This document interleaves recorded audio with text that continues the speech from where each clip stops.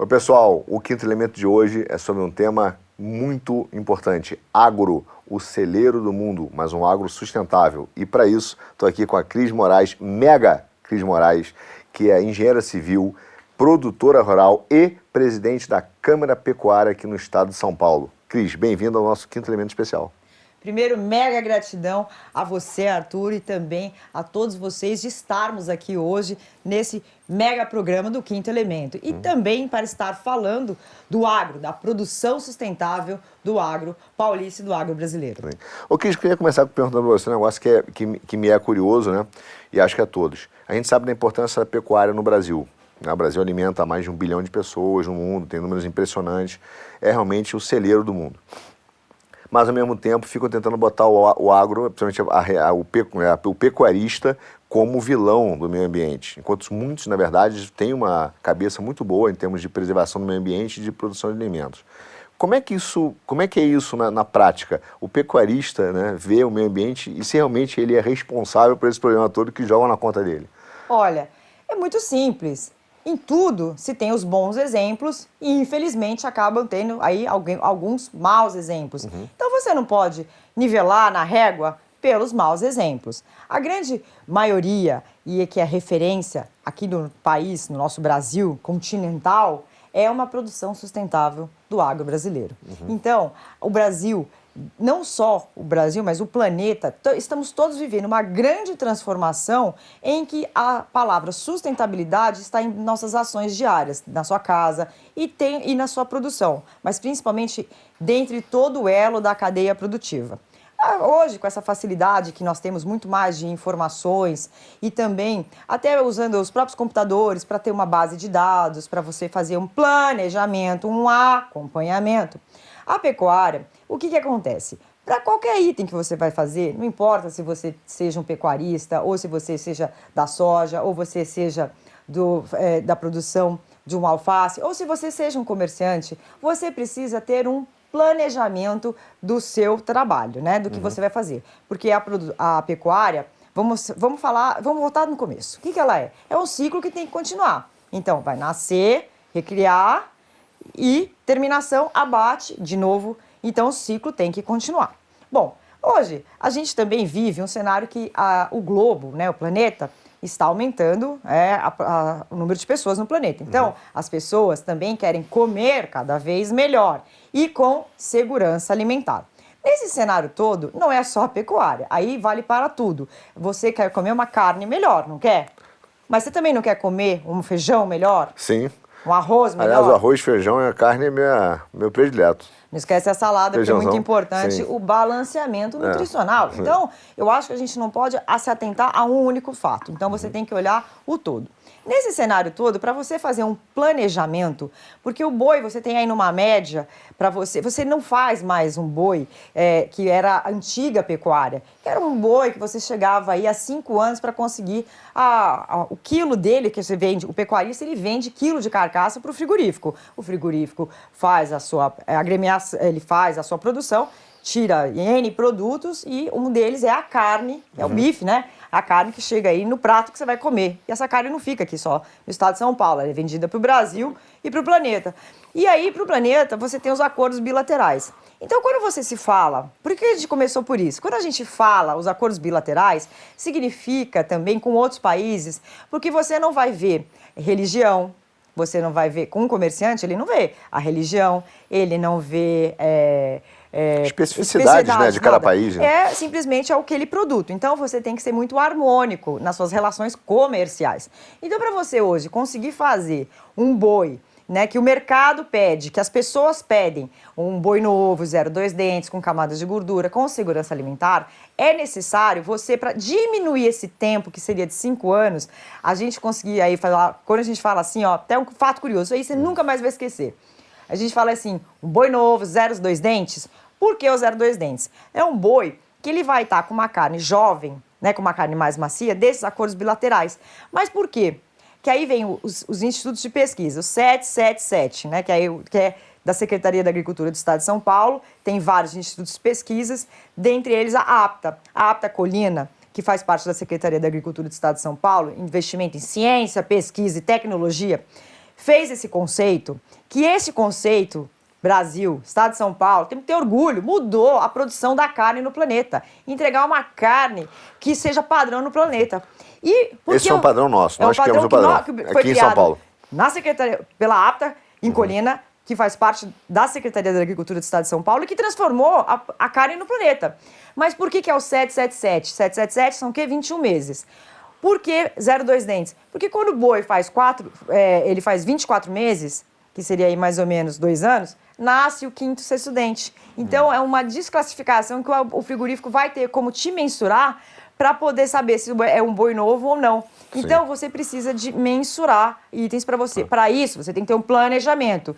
Mas para você chegar num boi que seja dentro dessa faixa de peso, né, que normalmente é entre 16 e 24 arrobas com 0,2 dentes, você tem que fornecer uma suplementação alimentar para ele. Não adianta só aquele boi a pasto. Tem que dar um whey protein para ele. Não, você vai ter que dar um whey protein. Né? Mas para isso, aí que é muito legal, cara. Que aí é o quê? É educação, investimento em educação, investimento em ciência, investimento em pesquisa, investimento para a gente entender a inteligência territorial, a produção, a terra. Arthur, você não mede mais o produtor rural pelo tamanho da sua área, mas sim pela sua capacidade de transformação, de produção daquilo que você tem plantado. Sim. E na pecuária, o que acontece? Você vai fazer o quê? Você vai dar, entre aspas, comida para a planta, que seria o quê? O fertilizante, que você vai nivelar o seu solo e você vai usar 2 épocas do ano para você conseguir fazer uma lavoura de arroba, que eu falo, a mega lavoura de arroba da pecuária de corte, que é o meu projeto. É o quê? É você fazer esse nivelamento do solo, faz uma lavoura mais barata na época das águas. Sim. E na época das secas você faz uma suplementação. Mas aí tudo vai depender do seu planejamento, que vem de entrada do seu lote. Então, você tem que ter esse planejamento. Se você não tiver um planejamento, você já fica perdido. Você vai falar assim, eu tenho um lote de um boi aí de 10 meses, outros de 14 meses. A quantidade que ele vai comer é relacionada em cima da idade dele e do peso dele. Para essa conversão em que você vai fazer, aquilo que ele vai comer, que seja da pastagem, que você deu nivelamento do solo para aumentar a produtividade daquela massa foliar que ele vai estar comendo, mais a suplementação que você vai fazer, que você consegue, com ciência, tecnologia, fazer com que ele ganhe mais peso na época das águas, porque você adicionou comida para a planta, e também você vai fazer uma suplementação, né? Perfeito. Que você pode fazer ou nas secas, mas também você pode fazer nas águas. Cris, nessa questão da produção, deixa eu até te fazer uma pergunta sobre o planejamento. Existe a percepção hoje de que, se você considerar, como você colocou, o mercado internacional, que tem comido mais carne, né? E é bom que a gente tenha, vou voltar isso lá na frente, feito um padrão de carne, e a demanda interna, entre o que a gente tem de oferta no Brasil hoje, não consegue suprir essa soma de demanda, tanto no mercado internacional, China principalmente, e Brasil. Qual o tamanho, você tem ideia do tamanho desse déficit? Primeiro, ele é real e qual o tamanho dele? Olha, então assim, as pessoas querem comer mais, com mais qualidade. E vem os acordos internacionais. É muito simples. Eu acho que vale até a gente fazer relembrar, em 2005, na época, ainda antes da gente entrar nas grandes crises, né? Em que nós tínhamos um cenário que a própria China e a própria Índia estava com mais acesso econômico, então você tinha aí quase 3 bilhões de pessoas entrando consumindo no mercado. O que está acontecendo hoje? Hoje é um cenário em que, pós-pandemia, estamos aí saindo de uma pandemia que acabou-se virando uma crise planetária, uma crise global, né, como a gente fala. Então, houve-se como quebrou o elo da cadeia produtiva, que para a gente conseguir fazer esse boi, a gente tem que colocar os fertilizantes nas pastagens. E não só nas pastagens, mas também na produção principalmente de milho, se você vai fazer uma suplementação via milho. Tá. Então, para você ter uma condição, porque lembra, você não mede o produtor pelo tamanho da sua área, mas sim pela sua capacidade produtiva em sustentabilidade, né, com o planeta. Então, você tem o Código Florestal Brasileiro, você tem em cada estado também a sua determinação. E para quê? Porque nós temos de produzir, mas em harmonia com o planeta, com a natureza. Isso é muito importante. Agora, a gente fez 10 anos agora do Código Florestal, né? Fizemos. E aqui em São Paulo a gente conseguiu adequar isso com as exigências ambientais. Acho que a gente está bem na frente. Né? Nós estamos bem na frente, por isso que é muito legal a gente falar, que é o seguinte, a gente tem uma condição no Brasil, né, sai aí dos últimos saímos dos últimos 40 anos de importador de alimentos, né? O Dr. Alisson Pagnonelli, que está de novo esse ano indicado ao Prêmio Nobel da Paz, pai da Embrapa, ele manda mais de 1.200 engenheiros agrônomos veterinários para o planeta para estudar e transformar o Brasil do Cerrado em exportação de alimento. Bom, conseguimos isso. Hoje, o que a gente consegue? Por exemplo, e nesse cenário todo... E ainda dizem que o agro é o vilão do Brasil, imagina, sem esse motor que era importador de comida. Você se lembra da década de 80, tem gente que não me lembra, mas eu me lembro até hoje, desculpa interromper, mas é que você tinha aviões que passavam no Nordeste, os americanos jogavam comida que nem faziam na África, nas regiões das grandes fomes, porque era crise humanitária. Hoje nós exportamos, né? Hoje nós exportamos, nós somos celeiro do planeta. E como somos celeiros do planeta? Essa produção nós alimentamos mais de 1 bilhão de pessoas lá fora. Então, com esses acordos comerciais, que houver, seja pela carne, seja pelo milho, e assim vai. Mas é que é muito importante dizer é o seguinte, essa produção brasileira, ela é sustentável. O Código Florestal Brasileiro comemorou 10 anos no ano passado. E aqui no estado de São Paulo, nós conseguimos, né, junto o produtor rural, junto com a Secretaria da Agricultura do Estado de São Paulo e a Secretaria do Meio Ambiente, nós fizemos a adequação do PRA, do Programa de Regularização Ambiental, onde o Estado de São Paulo sai na frente e se alinha ao Código Florestal. É uma grande conquista para o meio ambiente e para também o produtor rural, porque temos que ter um balanceamento, um nivelamento entre meio ambiente e a produção agrícola. Eu queria pegar um gancho disso aqui que tem me preocupado, e é tema recorrente assim nas nossas conversas, né?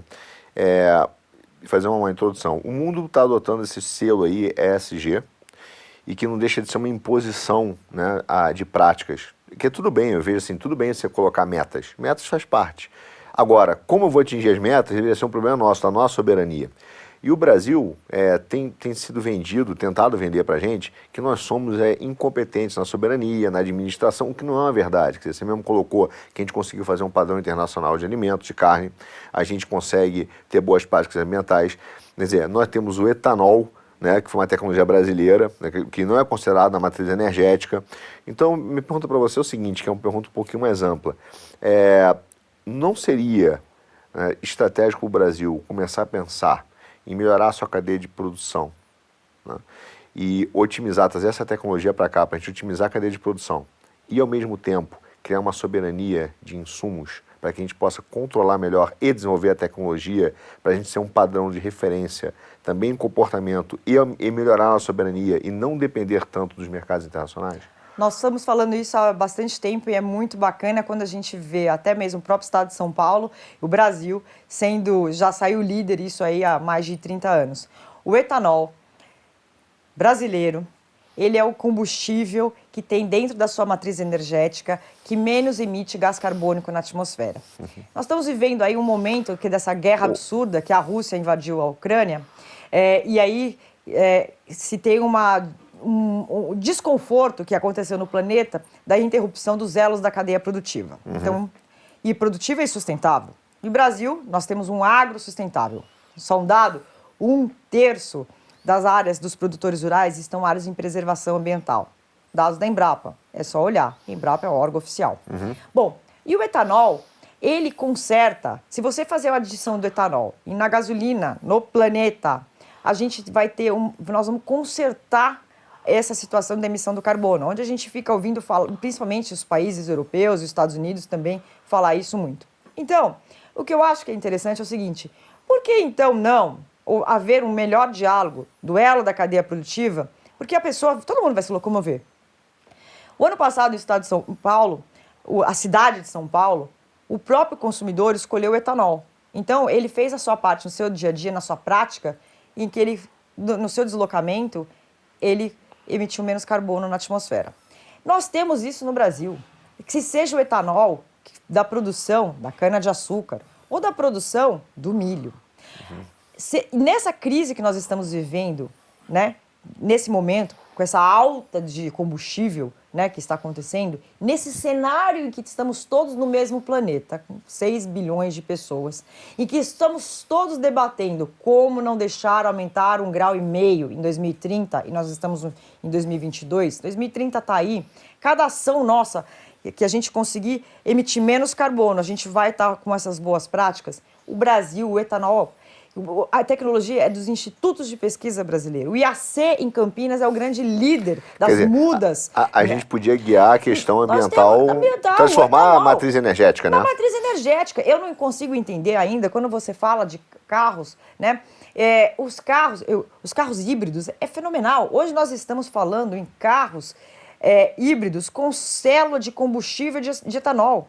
Então, você tem duas opções naquilo que você vai estar, mas só que a célula de combustível de etanol é a que menos emite gás carbônico na atmosfera. Nós já temos isso aqui. Então, no elo da cadeia produtiva, aí é onde entra não só o produtor rural, mas também a indústria automotiva, ter mais. Eu acho que a gente podia ter esse melhor diálogo para que a indústria automotiva, principalmente a brasileira, também tivesse mais carros a etanol no mercado. Mas e uma política governamental de mais incentivo também ao etanol. Sim. E que nesse cenário, onde o Brasil, que aí vem, é por isso que vem o agro nessa história, a gente conseguisse com que isso fosse espalhado pelo planeta, aonde tirar os combustíveis fósseis e nessa produção, tanto do milho ou que venha da cana. Só um detalhe.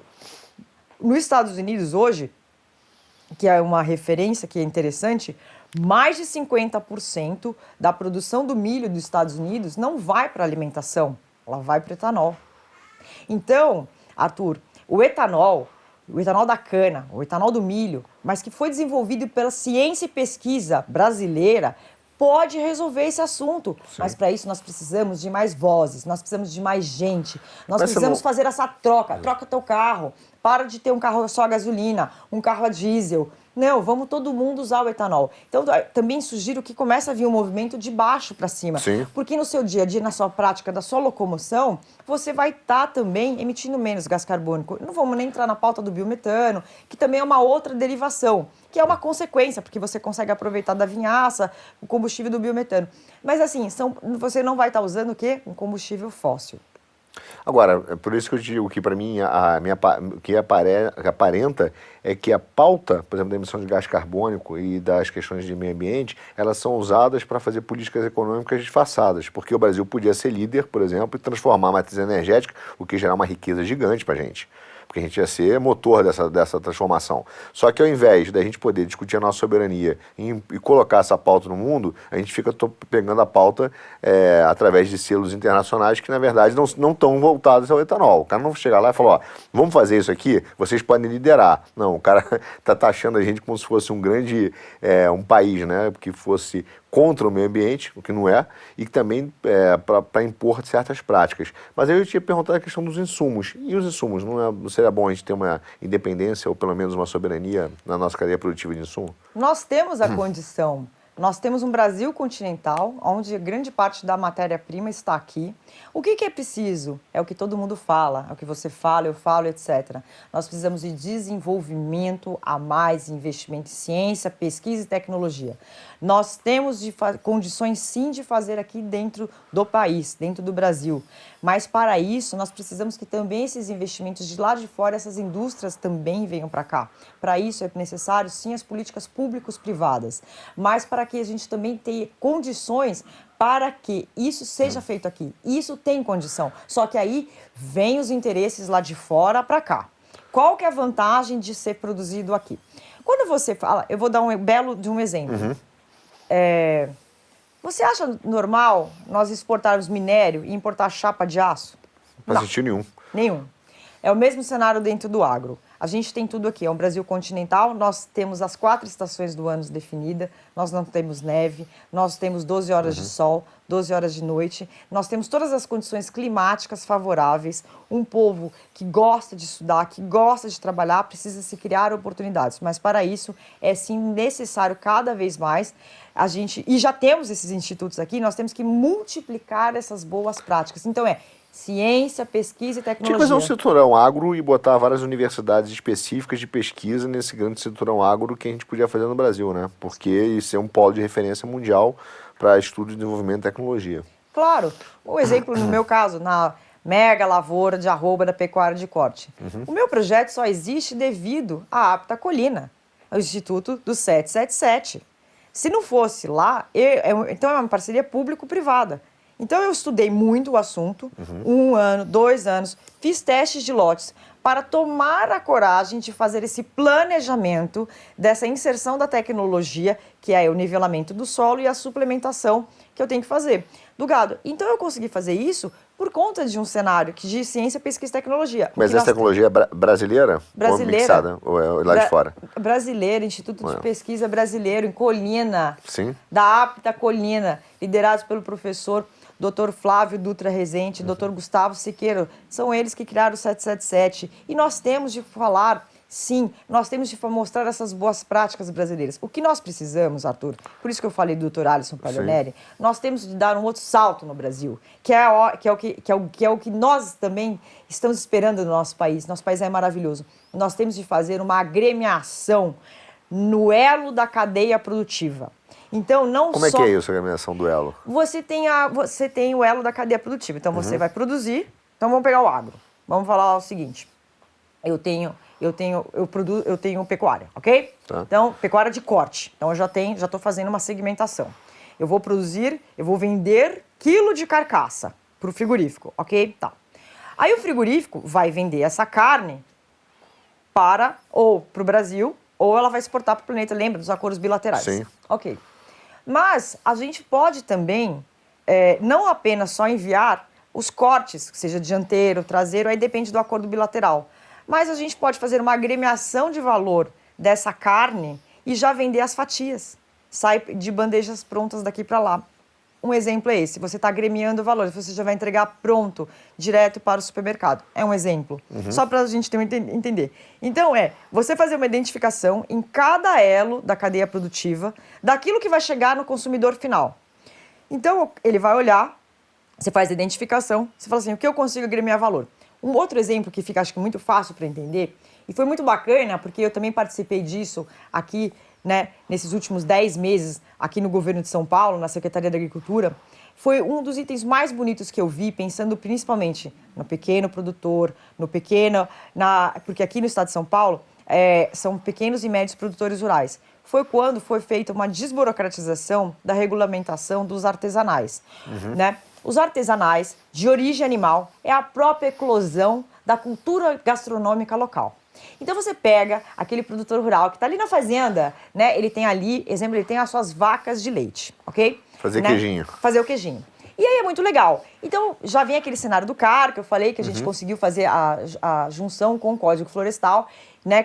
Porque quando você precisa também de acesso ao crédito. Então você tem que fazer o quê? Empreender, capacitar, estudar e ter acesso ao crédito.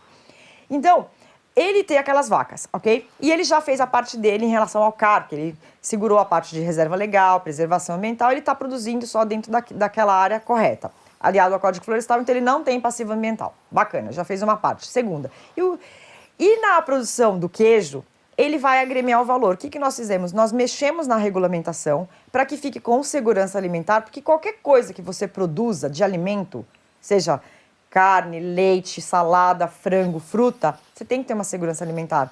Nós melhoramos essa normativa para não ficar tão rígida, para que ele consiga produzir mais, mas dentro daquela regulamentação. Só para você ter um exemplo, nós temos queijos hoje. Então ele fez o quê? Ele não vai vender só o leite, ele produz o queijo, ele faz uma agremiação de valor, ele tem o selo, e é vendido para o planeta e ganhando prêmios aí de campeonato mundial na França. Olha queijos só. Brasileiros, queijos aqui do estado de São Paulo. Então, são ações que a gente fala, são ações muito importantes de desburocratização para fazer uma agremiação de valor. Então, quer dizer, aquele que... E o artesanal é a própria eclosão da cultura local. Perfeito. Então, você acaba fazendo mais outro cenário, sabe o quê? Quer dizer, ele já empreendeu, ele se capacitou, ele estudou, ele teve criar condições de acesso ao crédito e você pode fazer um roteiro turístico para que o turista vai lá e vê como é feito aquela produção, como foi feito aquele queijo, como você cria também um roteiro turístico. Então, é uma junção com a outra. Então, você fazer essa identificação dos elos da cadeia produtiva com sustentabilidade. Porque hoje você quer, sim, comer cada vez melhor e que tenha gostos bacanas, gostos saudáveis. Sim. E com a sustentabilidade, com isso. Então, o Brasil, ele dá um show em relação à sustentabilidade lá fora. O que aconteceu agora? Só que a gente não consegue participar das pautas que definem lá fora do ponto de vista regulatório, né? Por isso que tem que falar. Eu acho que nós temos sim de estar falando, por isso que nós, produtores rurais, estamos cada vez mais falando. Não são pautas políticas, são pautas de produção sustentáveis. É muito triste a gente ver, infelizmente, o que tem acontecido agora, né? Agora, na Europa, o Parlamento Europeu liberou aonde pode-se estar plantando em áreas de reserva legal. Isso. Estados Unidos também. Estados Unidos. Reserva Na semana ambiental. passada também. Isso. Por que está fazendo Aliás, você isso? que me mandou isso. Eu que te mandei isso. Por quê? Porque vai faltar comida. Arthur, é real. Nós estamos falando e vai faltar comida no planeta. Então, mas ao mesmo tempo, nós temos que preservar o planeta.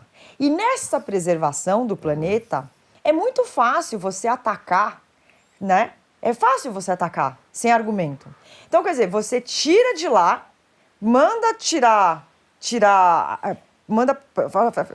dê autorização, pode produzir nessas áreas e vem atacar aqui, que a gente já está fazendo a nossa parte. Agora, não é justo. A nossa mídia também não ajuda muito, né? Porque quando tem qualquer evento aqui, que você falou, todo segmento você tem, né? Sempre tem uma maçãzinha podre. Quando você tem algum problema, cara, que é alertado aqui no Brasil sobre questões ambientais, cara, isso ecoa de um jeito que parece que a Amazônia está inteira pegando fogo e que a gente está destruindo o Brasil. Só que quando ele faz uma alteração de uma reserva ambiental, por exemplo, nos Estados Unidos, permitindo que tenha plantação para enfrentar uma crise falimentar que está aí na porta, que todo mundo fala há muito tempo, que é evidente, cara, isso passou em branco, não é discutido, né? Então o Parlamento Europeu aprovou, está tudo bem, aí ninguém fala nada.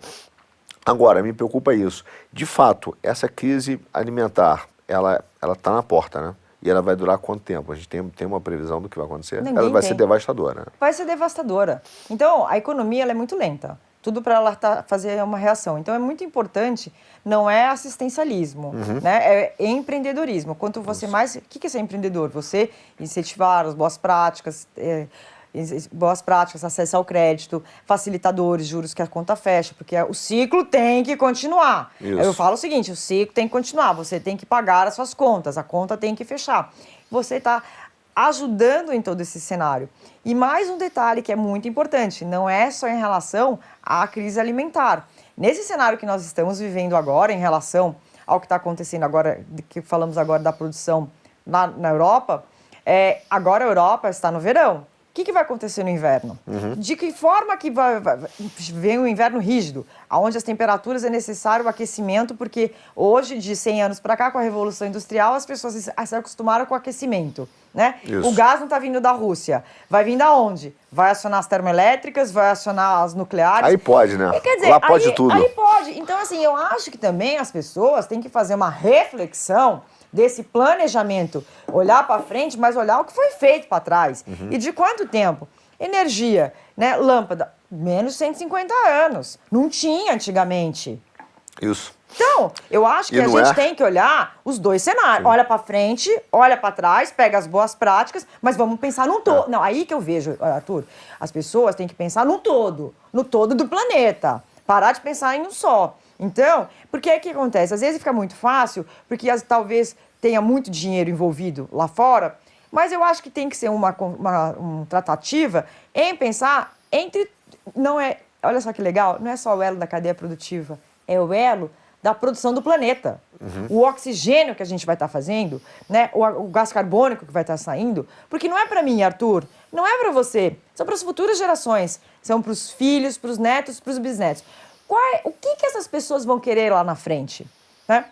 Como é que você vai pensar lá? Então não adianta querer arrumar a casa, dar uma ação emergencial. Tem que ter esse planejamento. E é isso que a gente, infelizmente, a gente acaba não vendo lá. Então, por isso que ecoa muito lá esse cenário, mas vamos convidar, fala assim, vem pra cá. Então convide uma pessoa, agora eu sempre falo, olha, venha, quando você ouve um ataque, não reaja. Você fala, venha ver. Olha o que aconteceu. Mas o problema é que a imposição da narrativa política é muito forte. Você vê toda hora, você vê os problemas da China, a China lá voltou, né, a usar o carvão, usa o carvão, emite não sei o quê, a Europa tem problema de desmatamento, vai reserva ambiental e sempre a gente é visto como vilão, como mau administrador. Sempre tem essa pauta, né? E ela me chama a atenção porque eu entendo perfeitamente quando a gente fala da cadeia ambiental global. E tudo bem, quer dizer, é óbvio que a gente quer preservar o planeta e quer viver bem. No final das contas, todo mundo quer viver bem, né? Agora, o problema é que o agro brasileiro e o Brasil está virando vilão, que na verdade para mim é uma narrativa para você tirar a nossa soberania jurídica, né, de determinar normas para o agro, econômica, né, e no final ambiental. Você quer ver um exemplo que me chama a atenção há muito tempo? Por exemplo, o Brasil hoje tem, sei lá, 30%, 27%, 30%, né, de forma direta do agro, indireta vai um pouco mais, vai a 40%, mas 30%. E a gente tem no Brasil um grande exportador de alimentos para o mundo. Onde é que é feita, por exemplo, as transações de proteção, né, financeiras, né, do Brasil, né, nos alimentos? É na Bolsa de Chicago. O Brasil não tem uma bolsa agro. O Brasil, você chega aqui na B3, os contratos de gado, futuro ali de corte, são pequenininhos em termos do que a gente exporta. Porque toda a proteção financeira é feita lá. E dentro desse custo você tem taxa de juros, óbvio que tem diferença, câmbio, e você tem o spread, né, e o risco da operação para cada um desses. Pô, estou falando com o Brasil, então tem um spread. Quer dizer, para o produtor fazer um hedge, uma proteção financeira, é quase impossível. Então ele depende do financiamento local, Banco do Brasil geralmente, né, e o internacional. Só que toda a proteção desse mercado de preços é feita no exterior. Então a gente está perdendo a gente já não tem essa soberania econômica sobre o crédito. E, pelo visto, não terá essa soberania regulatória. E esse é um problema que me chama a atenção quando a gente fala da questão ambiental, porque em vez de nós estarmos lá sendo ouvidos explicando como deveria fazer, por exemplo, propondo etanol, a gente fica recebendo norma para cumprir como se a gente não soubesse o que estava fazendo. Entendeu? O que você falou é muito importante e é muito sério. Então, quais são os princípios básicos para a gente entender? Você não mede produtor rural pelo tamanho da sua área, mas sim pela sua capacidade de produção. Para ele ter capacidade de produção, ele precisa de estudo, ciência, pesquisa e tecnologia. Colocar isso com uma sustentabilidade. Legal. Então já temos 2 itens. E você tem que ter o acesso ao crédito, que é onde você falou. Para você ter acesso ao crédito, significa que você vai honrar aquele compromisso que você firmou, você vai tirar suas despesas, você vai ter uma margem, porque o ciclo tem que continuar.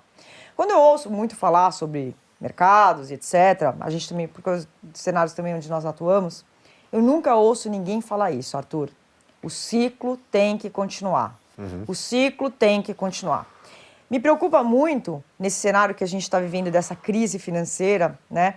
Crise sanitária, crise financeira, crise social, é porque as pessoas continuam nascendo, as pessoas continuam comendo e as pessoas querem uma qualidade de vida cada vez melhor e com segurança alimentar cada vez melhor. Mas, para fazer isso, precisa de ter acesso ao crédito. Então, você e honrar suas contas. Se você não honra, começa uma derrocada.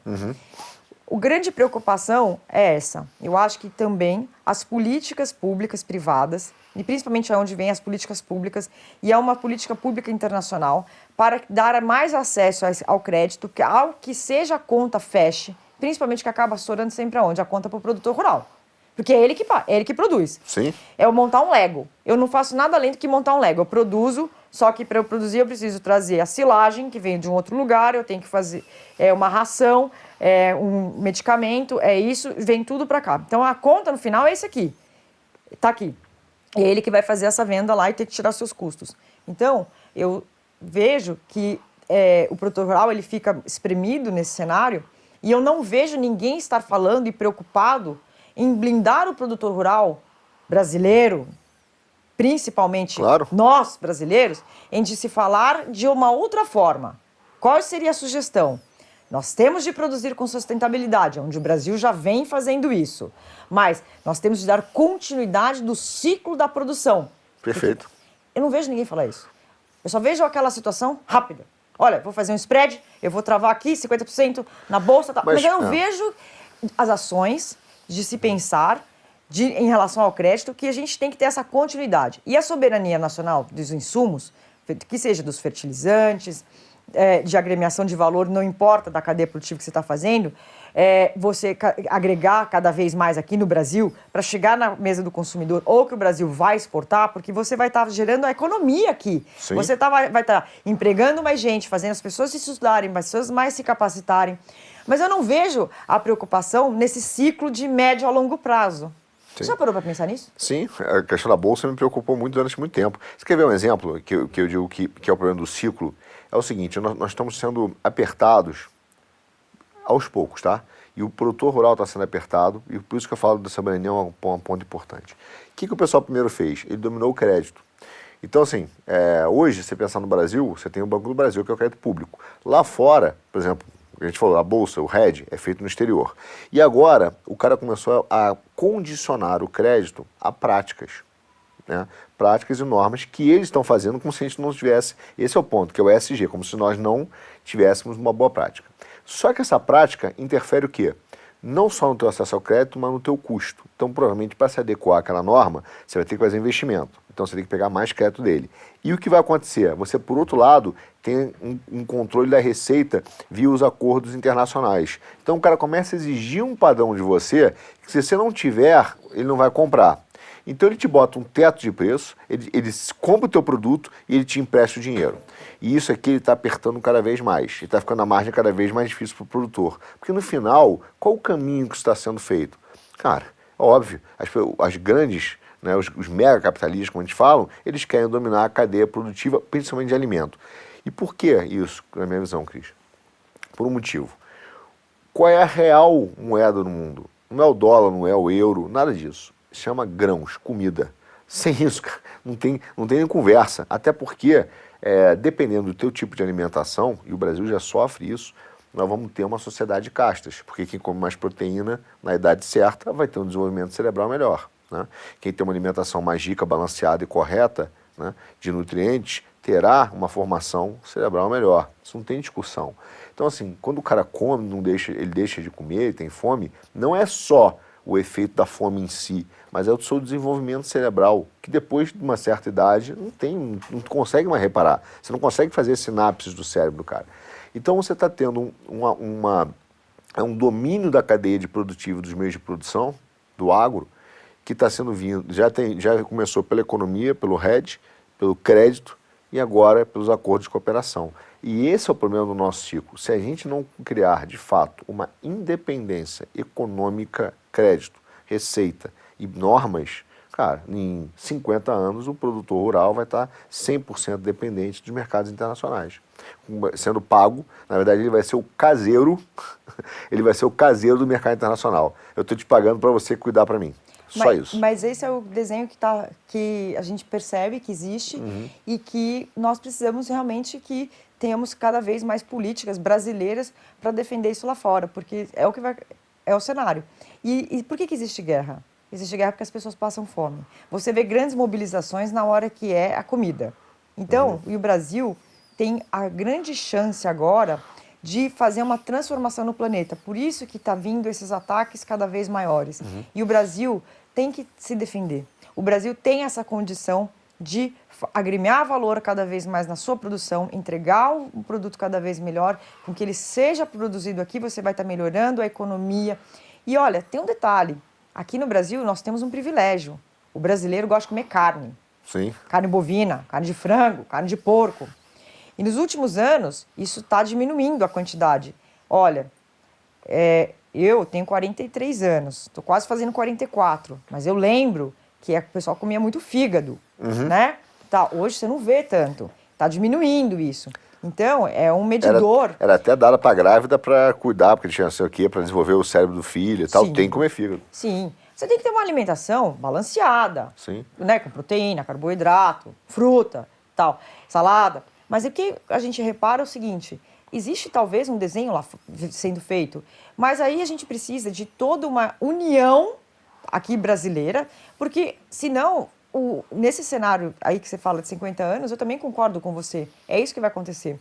Então o crédito preocupa, e está preocupando muito agora o que vai acontecer com essa desvalorização do real frente ao dólar, com essa inflação de 2 dígitos que o Brasil está vivendo, uma crise da pandemia que não foi anunciada, ninguém esperava. É um problema mundial, né? É um problema Alimento, mundial. Inflação... E está todo mundo tentando se segurar, se frear. Só que as pessoas têm que comer. Então, não é só a relação do combustível. O combustível você vai se locomover. Mas qual que é a energia? O combustível é a comida aquele meio de transporte, você está se locomovendo. Aí você tem que falar, olha, vamos emitir menos gás carbônico, mas as pessoas têm que comer, é o alimento. E o alimento, ele é muito fundamental, principalmente na educação das crianças. Então, é onde a gente tem a condição, e já por estarmos no Brasil, nós já temos essa condição de uma merenda melhor. Totalmente diferente dos países nórdicos, dos países europeus, dos próprios Estados Mas Unidos. é engraçado porque ao mesmo tempo que E a gente não valoriza isso. Eu acho que são esses cenários que têm que ser valorizados. Sim. E que às vezes a gente não sabe falar isso. Eu acho que nós temos que ter uma troca, uma mudança nessa comunicação, né? Eu sou muito a favor, e eu falo isso aos quatro ventos, gostaria muito de ver, né, que o Brasil tivesse um canal brasileiro, né, pelo próprio governo brasileiro, em inglês o tempo inteiro. Porque a gente vê isso lá de fora, de outros países, né? Da França tem, da Alemanha tem, mas que está mostrando que o país produz, né? Então a gente tem que mostrar essa produção. Tem que estar na guerra de comunicação. Aí está na comunicação, e aí é onde eu vejo que a comunicação falha. Então acho que também tem que ter esses bons cenários, né? E usar também as redes sociais para isso. Por isso que é muito importante esse cenário. E é muito bonito a gente ver o produtor rural brasileiro, ele faz milagre. Eu falo que ele é um viking, né, nesse cenário todo, porque é muito triste você sofrer esses ataques sem fundamentos, né? Sim. Não tem fundamento o que acontece. E aqui, essas inserções dessa tecnologia, da pesquisa, tal. Então, assim, convide essa pessoa, vamos lá conhecer. É porque, no fundo, eu acho que ela compra o discurso da mídia e o cara que fala mesmo, ele não fala porque ele quer conhecer, ele quer dominar. É diferente. Ele quer dizer que tem um problema para poder entrar, né? Os elos da cadeia produtiva, eles têm que se falar mais, têm que conversar mais. A gente tem que ter algo unido pelo planeta, né? Mas sem esses ataques. Os ataques têm que parar, porque já não tá, assim, guerra já não é legal. Não faz bem para ninguém vai levar nada a lugar algum. Ou todo mundo fazer algo para o planeta. Educação, ciência, pesquisa, melhorar a qualidade de vida, acesso. Quando a gente fala acesso aos novos mercados, acesso à comida, ao saneamento. Então, quando a gente vê essas entregas, a gente tem que ficar feliz, né? A saúde, mas tudo vem na educação. E para vir na educação, significa que já fez uma agremiação nessa produção, no elo da cadeia produtiva, na cadeia produtiva sustentável. Eu acho que a gente tem que mudar um pouco essa comunicação da forma que se fala. Então é muito importante, por exemplo, o seu programa é muito importante para isso, porque você está mostrando a verdade como ela é. Sim. Eu sempre digo que a gente trabalha com a estrutura da realidade, a gente quer ver a realidade, como as coisas são, né? Não as fantasias. E fica atento ao que é usado como cortina de fumaça, né? Mas eu queria te voltar uma pergunta, você falou da alimentação, principalmente do povo. Onde a gente anda, a gente vê que São Paulo, na sua grande maioria, né, nas comunidades, né, como eu digo que é o povo real, né? O povo real. A alimentação é ovo e salsicha frita. A carne já o cara não consegue comprar, questão de preço. Até porque houve essa demanda do mercado mundial, então você tem um aumento de preço que é dado pela estrutura do mercado. E todos esses outros fatores que você colocou, a falta de controle dos insumos, a gente não tem soberania, independência e soberania, tem que melhorar a nossa margem, né? A eficiência, agregar valor à produção, tecnologia, tem todos esses fatores. Mas, para a grande maioria do povo hoje, a alimentação, infelizmente, é essa. É farinha, né, que acaba tendo muita farinha, biscoito, né, acaba com muito biscoito, carboidrato de baixa qualidade e ovo e salsicha frita. Essa é a alimentação da grande maioria do povo, né? Qual é o problema, o que você acha que, como a gente poderia fazer com que o brasileiro voltasse a ter acesso à carne que ele gosta? Porque ao mesmo tempo que eu vejo isso, que ele sente essa falta da carne moída, do patinho, né? Também tem uma propaganda, e que não há um grande problema com a questão dos vegetais, né? Pelo contrário, mas há uma propaganda que não é para você comer mais vegetal, mas é para você virar vegano. Então você tem hoje uma campanha de que o veganismo é uma política legal que vai salvar o meio ambiente, para de comer carne. Ao mesmo tempo, a gente está vendo que, cara, assim, o povo gosta da carne e ela é boa, ela é importante. Qual o problema hoje, se é que tem, não sei se é fácil a resposta, de que a carne não chega mais no povão? São duas perguntas em uma. Então Isso. vamos na primeira, que é da carne. Simples. Geração de emprego. Se você só consegue ter acesso, você tem que fazer empreendedorismo, crédito, capacitação. Você tem que incentivar a economia. geração de emprego. O problema do acesso à carne, então, é renda. Renda. É falta de dinheiro É para poder renda. comprar e o preço subiu por causa da exportação. Não, não foi por causa da exportação. Também vem a crise. Sim. Você tem gente nascendo. Aí são conceitos básicos. Tem mais gente nascendo, as pessoas estão ficando mais velhas. Você tem que ter geração de emprego. Aí você tem o problema da previdência, que fica tudo na máquina inchada. Tá, alguém tem que pagar essa conta, aí começa a ter os cortes. É muito simples, a resposta não é tão difícil. Nós precisamos gerar emprego. E aonde entra o governo, não importa em que esfera que seja, municipal, estadual, federal. Facilitar o empreendedorismo. Facilitar o empreendedorismo, a capacitação, ao estudar, a geração de emprego, ou que seja no pequeno e médio empreendedor, ou que se ele consegue sair do Simples Nacional, que ele consiga, por sua capacidade de gestão, da sua governança, e da sua liderança, para aquele produto ele conseguir, ok, vou vender, e ficou legal, e é um multiplicador. Então, geração de emprego. E aí, nessa geração de emprego, a gente vai usar as ações corretas, que é o quê? Pensando na sustentabilidade. A gente tem que pensar, que é aquilo que a gente volta na retórica, voltar a falar. Nós temos que ter todo esse cenário pensando no planeta, no emitir menos gás carbônico, cuidar do planeta, né? Não acabar com as matérias-primas, então fazer essa agremiação de valor. Então, as pessoas comendo mais, pessoas ficando mais velhas.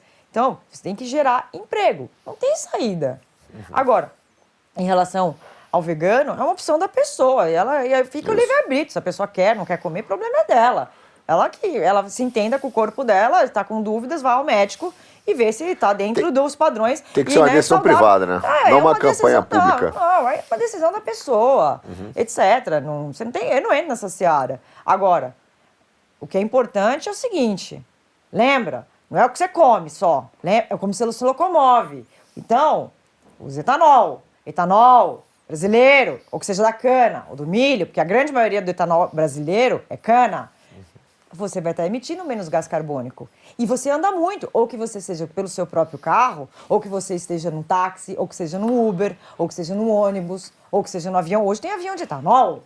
Olha que lindo! Sensacional. Isso tinha que estar esparramado. A gente tem que valorizar. Nós temos que valorizar o que é brasileiro, produção brasileira, produção sustentável. Então é muito simples o discurso. A gente tem que voltar a ser nacionalista, né? Ter orgulho da pátria. É olhar para a bandeira sem partido, sem nada. É olhar e sermos... O que é ser nacionalista?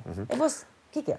É você olhar a sua produção que você está produzindo, para que você venda para outra pessoa e aquela outra pessoa goste que aquilo se multiplique. Não tem muito milagre. Agora, você, para isso, você tem que estudar, capacitar, tal. Você não pode ficar em casa achando que tudo cai do céu. Não é isso. A gente tem que ter um esforço. Sim. Você tem que ter responsabilidades. Por isso que é muito importante nas escolas as pessoas terem a responsabilidade. Você tem que entregar a lição de casa. Isso vale para a criança, isso vale na sua produção, isso vale no seu trabalho. São conceitos básicos que às vezes eles acabam ficando um pouco deturbados. Também não vamos entrar nessa seara. Mas fato é, pessoal, todo mundo quer comer cada vez melhor, mas lembre, você também tem que se locomover cada vez melhor. Troque seu carro. Sim. Se você quer hoje já fazer uma boa ação direta... Etanol, né? Etanol. Já use etanol. Só use carro etanol. Que você já está hoje emitindo menos gás carbônico na atmosfera. Porque é o seguinte, o carro elétrico, aí você tem que fazer a pergunta, qual é a matriz energética do carro elétrico? Você sabe qual é? Não. Hoje, um carro elétrico, é eletricidade. De onde pode vir eletricidade? Aí vem de novo o Brasil. Esse país mega maravilhoso, continental que nós vivemos. O nosso hidráulico. A nossa hidráulica, da água. Isso. Então, é uma matriz energética limpa. Mas, no Brasil, a matriz energética brasileira, da energia, vem, uma grande maioria... Europa nuclear. Aí vem. Bélgica Vamos só pra gente nuclear. fechar do Brasil. Nós temos o quê? Hidráulica. E temos aí as inserções das biomassas, né? Que pode ser da palha, da cana, etc. E temos as termas, né? Temos aí as eólicas, que é Eólicas fantástico. A solar. Bom, só um detalhe, né? O pior cenário da Alemanha é o melhor cenário do Brasil. Não, ao contrário. Perdão. O melhor cenário da Alemanha é o pior cenário do Brasil, que seria na latitude ali do Paraná. Espera um pouquinho. E a Alemanha é o lugar que tem mais solar. Espera um pouquinho. Aí nós precisamos de políticas para incentivo para que o Brasil tenha mais produção de energia com a matriz energética da solar. Sim. E aí, olha que lindo, já resolveria uma grande parte de Eu situação. botei na minha casa a placa solar também. Mas você Que tem que ter ótimo. um custo acessível. Isso, Você não que é tem- caro, que é bem caro. Tem que baixar o custo. Acaba Então, por sendo que um que não investimento baixa? de 4 anos quase. Então. Mas aí por que não baixa? Aí a gente precisa de uma política global para que isso aconteça. Eu morro de medo de política global. Mas não tem lá que vem, lá vem ter. a ONU me encher a paciência. Não, mas não tem que ter. Tem que falar, conversar. O difícil Desde é que a gente possa fazer a lei. O Mas problema a é que- gente tem que fazer isso. Isso. Se a gente puder fazer a lei, eu quero política global. Mas O problema é é ficar isso. recebendo a lei dos outros. Mas é esse que é o Sim. X da questão, Arthur, é o que a gente sempre fala. Nós temos que estar juntos lá fazendo a lei. É igual que aconteceu aqui no estado de São Paulo, na Secretaria da Agricultura nos últimos 10, 11 meses. Nós desburocratizamos muitas coisas, mas pensando em agro forte, sustentável e inovador. Agremiando valores, capacitando, incentivo à ciência, à pesquisa, à tecnologia, mas com que todas essas ações sejam com sustentabilidade. Perfeito. É isso, nós temos que ter esse acesso lá. ONU. Pois é, temos que entrar lá e, como diria um amigo meu, tomar o morro, né? Mas olha Mas só. de grão, a galinha enche o papo. É Mas nós isso. vamos ter que ir assim. Quais são os três, na sua visão, hoje? O Brasil é um dos celeiros do mundo, né? Quais são os países que você vê no longo prazo que serão responsáveis pela alimentação global? Brasil, em primeiro lugar. Disparado. Eu acredito no Brasil, eu tenho fé no Brasil. Primeiro local é o Brasil. Segundo, Estados Unidos. China, não. Por que China, não? Já foi a China? Não. Eu já fui à China. O território da China, por mais tecnologia que eles possam colocar lá, a conta não vai fechar. Por isso que para eles é mais barato eles importarem. Aí que é onde entra o Brasil também, acessando novos mercados chineses, a que a gente venda produtos que já tenha mais valor agregado na produção que vai chegar lá. Perfeito. E aí Vamos você vender estimula matéria-prima. aqui. Você cria emprego aqui, renda, escola, mais pessoas. Tal. Índia. Nós precisamos disso. E Índia? A mesma cenário na Índia. Mesma situação. Porque a Tem que China, produzir. Sim. Alguém tem que produzir. Uma terra tem que produzir. Quer dizer, Brasil é hoje o país estratégico mais importante para a alimentação global nos próximos séculos, disparado. Mas, Arthur, o Brasil, liderados pelo Dr. Alisson Paglionelli, pai da Embrapa, transformou o Brasil do Cerrado, em menos de 40 anos, para exportação de comida. Nós somos celeiro do globo. Nós temos que, dessa produção, e hoje, e dentro dessa área, 1/3 está em área preservada, nós temos que agremiar valor nessa produção. Perfeito. E sustentável. E nesse elo da cadeia produtiva. Então, uma parte nós já estamos fazendo. E fazer essa identificação desses elos, agremiar mais valor e vender com mais valor para lá. Então, você vai estar gerando mais emprego, renda, tudo aqui. Quer dizer, lindo. é gerar valor na cadeia produtiva, é garantir a soberania de insumos, trazer o domínio do crédito para a gente possa depender. Isso é para ontem. Né, domínio do crédito, e aí ter uma política exterior mais assertiva em dizer que nós sabemos o que nós estamos fazendo e que nós somos o país que vai alimentar o mundo.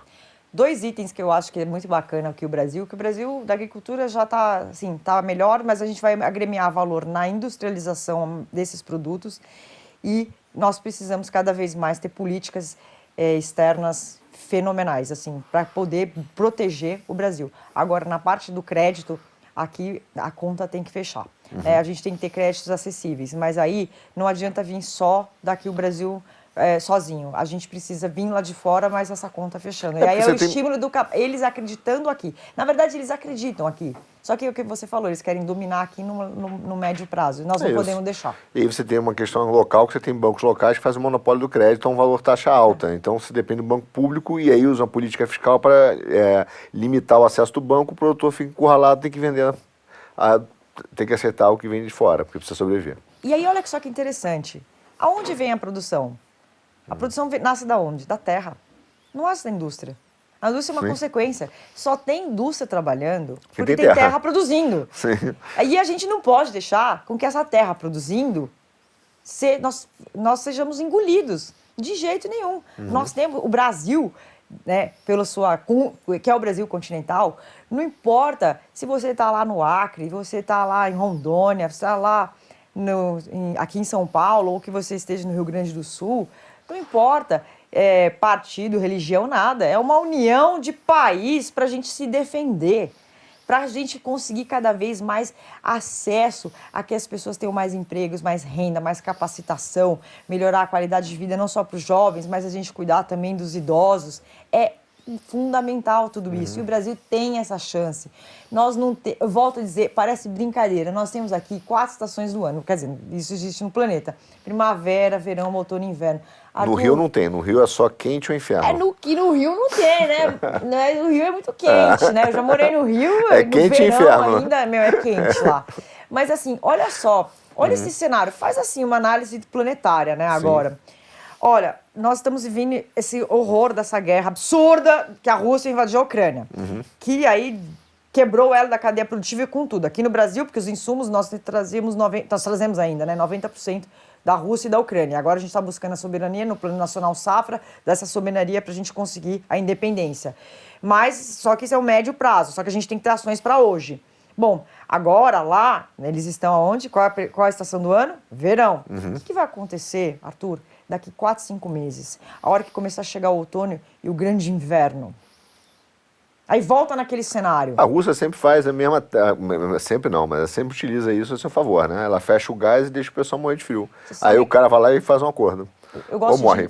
Eu gosto de ler muito. Sim. E esses dias eu lendo, e por acaso era o Churchill. A pessoa vai falar, mas o Churchill ele era muito mais sábio do que a gente imaginava. Mas ele fala que a próxima guerra ia vir pela Rússia, por conta da industrialização.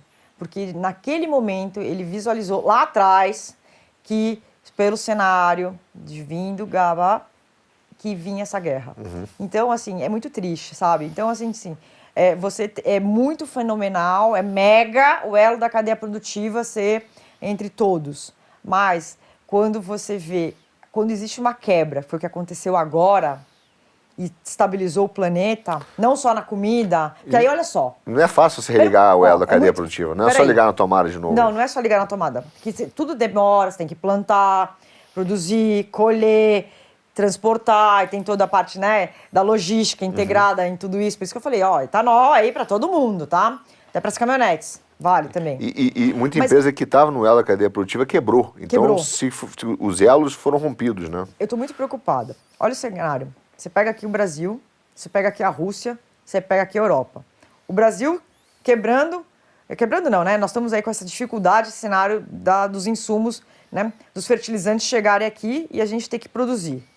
O acesso ao crédito, juros desse tamanho que o produtor não vai conseguir pagar a conta. Será que ele vai conseguir pagar aquela safra dele que ele produziu agora? Na hora que ele vai fechar a conta, para o ciclo continuar? Nós estamos aqui agora chegando no inverno. No hemisfério norte, nós temos uma Europa, que acabou de sair de Davos, todo mundo falando. Você sabe que em Davos agora, você sabe que, bom, por causa da pandemia, não foi no inverno. Então, que era o inverno, né? Jet set, todo mundo na calefação. Por acaso, foi no verão, por causa da pandemia. Todo mundo lá olhando, em Davos, eu conheço, eu morei na Suíça, eu estudei lá, olhava assim, pera um pouquinho. Nós não estamos com calefação. Nós estamos olhando verde. Nós estamos olhando aqui. Nosso custo vai ser menor. Indiretamente, nos cafezinhos, sabe o que eles estavam falando? Talvez Davos, daqui para frente, por ser sustentável, não pode ser mais no inverno. Tem que ser no verão. Só que isso não foi falado aos 4 ventos, nas mídias, etc. Isso acabaram falando no cafezinho. Falaram, olha, na sustentabilidade, no Fórum Econômico Mundial, para nós também darmos o exemplo de sustentabilidade, talvez nós tenhamos de gerar isso para o verão, porque a gente vai usar menos a matéria-prima do planeta, porque vai ser a produção, mais energia, mais calefação, para ficar todo mundo quentinho ali. Parece bobeira? Não, não é. É isso quando você pensa em um todo. Vamos aguardar se nos próximos anos Davos vai continuar sendo na primavera, como você está prometido. Agora que eu aprendi algumas coisas com você, eu só vou levar a sério o Davos e o Fórum Econômico Mundial quando todos os jatinhos dele forem de etanol. Enquanto não for de etanol, eu não vou levar a sério nenhum deles. E você no verão. E no verão. Quero ver o cara chegando de jatinho de etanol, com a bandeira brazuca lá. Brazuca. Isso aí. Isso é fenomenal. E é maravilhoso. Quando a gente vê isso, aí você olha, meu, tá onde? Brasil. O Brasil. Aí você pega a engenharia brasileira. A engenharia brasileira é outra, eu sou engenheiro civil. Fenomenal, exporta engenheiros para o planeta. O brasileiro é criativo. Então a gente tem que usar isso. A gente tem que incentivar a pesquisa, a ciência, incentivar a educação. E essa melhora, esse acesso, para que as pessoas produzam. Então o fato é, nós temos que produzir com sustentabilidade. E o Brasil ter mais esses acessos lá fora. Então, as políticas internacionais nossas, nós precisamos de ajuda. E talvez aí, por isso que tem que tem que ser um movimento vindo de baixo para cima, para que a gente também lá fora, a gente consiga, perante uma ONU, uma comunidade europeia, um parlamento europeu, falar, peraí, mas nós já estamos fazendo aqui, vamos ter uma troca melhor, vamos dividir o lucro. Isso aí. Bota o dinheiro aqui na conta e deixa eu fazer a lei, deixa eu te explicar como é que funciona. Tem um detalhe, Arthur, isso aí todo mundo fala, A gente é o jardineiro do mundo nesse aspecto, né? Então deixa a gente sabe cuidar. Tem cabimento. O maior exportador de café do mundo é a Alemanha.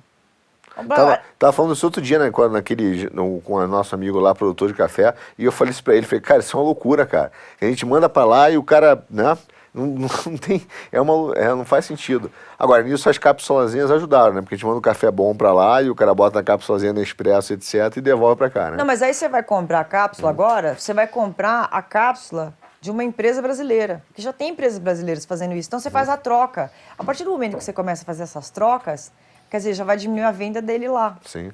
Então você compartilha. Boa. Isso é importante. Aí, mais uma, ó. Mais uma, tô só anotando. Jatinho de etanol. Jatinho de etanol. E cápsula de empresa brasileira. Empresa brasileira. Valorizar o que o Brasil produz. Então, para a gente ter essa questão da produção, por exemplo, da fábrica, né, da indústria, da cápsula e etc. Cara, a gente precisa de fato de uma, eu diria que é quase que uma, eu não gosto do nome revolução, que me lembra os revolucionários, mas é quase que uma refundação da educação. Porque não é só questão de investimento em universidade e tecnologia. O problema é que a nossa educação básica ela foi destruída, né? Então, assim, a gente tem muito analfabeto funcional, tem garoto que sai do colégio do ensino médio sem saber ler e escrever. Né? Você não tem mais um sistema, de fato, que está ali para te ensinar alguma coisa. Né? Então, quase que virou uma produção em série e que o nível educacional nosso é muito baixo. Tanto que o Brasil ainda tem um dos piores sistemas educacionais do mundo. Está lá no PISA, que não é uma referência que eu acho que é maravilhosa, mas é a referência que tem. Né? Então, entre nenhum critério e algum critério, melhor algum critério. Mas nesse algum critério, nós somos um dos piores do mundo. Então, como é a questão da educação, principalmente no agro? Porque muita gente fala, não falta colégio, o garoto está distante, tem evasão escolar. Como é a educação hoje nas regiões do interior do Brasil? Bom, aí você tem que fazer o elo da cadeia produtiva inteiro. Tá.